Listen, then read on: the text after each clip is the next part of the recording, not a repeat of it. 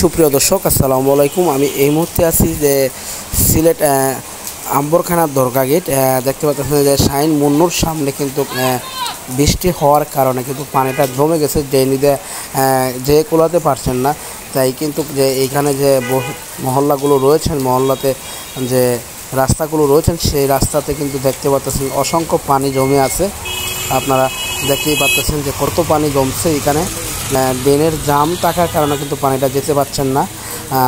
খালি এইখানে না, শুধু মজমদারিতেও কিন্তু ভোলাগঞ্জের যে বাস স্ট্যান্ড ছিল সেইখানে কিন্তু প্রচুর পরিমাণ পানি জমে আছে।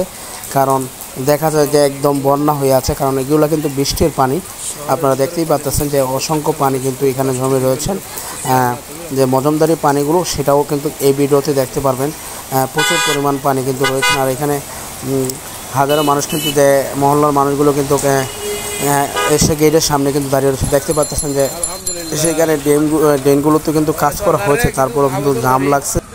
মজমদারি যে ভোলাগঞ্জের সাদাপাথর যে বাস স্ট্যান্ড, সেই বাস স্ট্যান্ডের সামনে কিন্তু অসংখ্য পানি রয়েছেন। রিক্সা যে যাচ্ছে দেখতে পাচ্ছেন যে কতটাও পানি আটকেছে।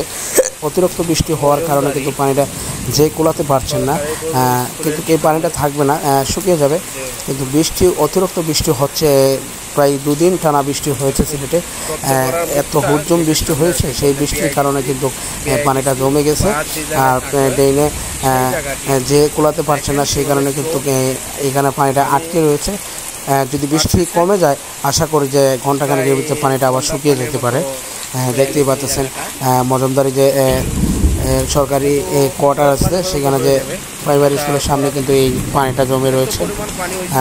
দেখতে থাকুন পুরো ভিডিওটা, কতটুকু পানি যে রয়েছে সেইখানে জমে। বৃষ্টি হচ্ছে, কি বলবো আল্লাহ, তুমি রহমতের মালিক আল্লাহ, তুমি ছাড়া কোনো মাবুদ নাই এই বিপদ থেকে উদ্ধার করার জন্য মানুষকে।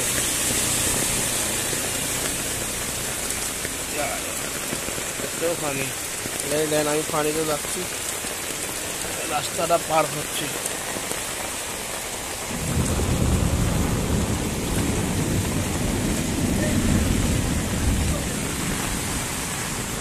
কত পানি গাড়ির মধ্যে জমছে, গাড়ি